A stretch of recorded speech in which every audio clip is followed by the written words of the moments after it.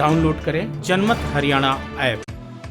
केंद्र सरकार के 3 कृषि सुधार कानून वापस लेने के बाद सिंघू बॉर्डर पर किसानों की वापसी को लेकर हलचल बढ़ गई। किसान सामान की पैकिंग भी कर रहे हैं, लेकिन उनका कहना है कि बॉर्डर तभी छोड़ेंगे जब इसका औपचारिक ऐलान हो जाएगा।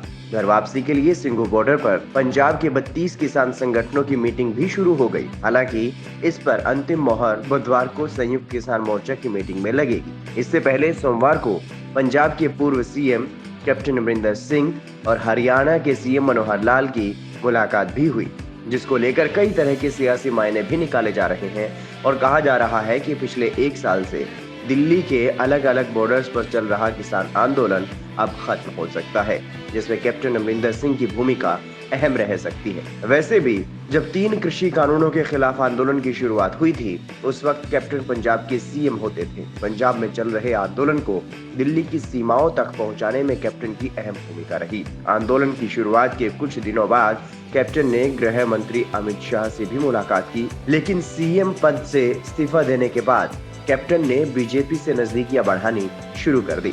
उन्होंने अमित शाह और अजीत डोभाल से मुलाकात की, जिसके बाद 19 नवंबर को गुरु पूरब के मौके पर प्रधानमंत्री नरेंद्र मोदी ने कृषि कानूनों की वापसी की घोषणा की। कहा जा रहा है कि इस फैसले के पीछे कैप्टन अमरिंदर सिंह का अहम रोल रहा। कृषि कानूनों की 29 नवंबर यानी कि सोमवार को संसद के दोनों सदनों में वापसी हो गई, जिसके बाद पंजाब के 32 किसान संगठनों की सिंघू बॉर्डर पर बैठक हुई। बैठक के बाद से पंजाब के संगठनों में घर वापसी की सहमति बन गई, लेकिन राकेश टिकैत और गुरनाम सिंह चढ़ूनी अभी भी अड़े हुए।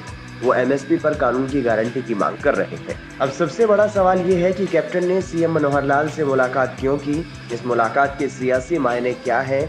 क्योंकि कैप्टन अमरिंदर सिंह जब पंजाब के मुख्यमंत्री थे तो दोनों के बीच आंदोलन से लेकर दूसरे मुद्दों में काफी तीखी नोक-झोंक भी होती रहती थी।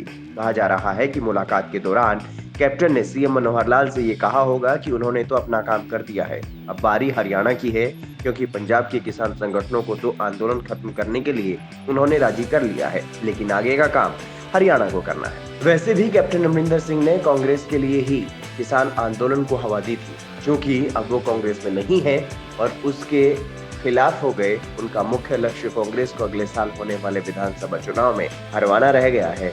इसलिए आंदोलन को खत्म करवाने के लिए वो एडी चोटी का जोर लगा रहे हैं, ताकि कांग्रेस आंदोलन का सियासी फायदा न ले सके। आंदोलन में शामिल पंजाब के कई किसान नेता ऐसे भी हैं जिन्हें कैप्टन का करीबी माना जाता है, लेकिन जो हमारे जान पहचान वाले हैं उनसे पूछा कि क्या हो रहा है और ये बात हो रही है। And I think with government of India ने इनका सब सारी बातें इनकी मान रही हैं and there is nothing left now. I think wait for the time everything is doing fine, people are very upbeat and हमारी मेंबरशिप ड्राइव बड़ी अच्छी चल रही है एंड गॉड विलिंग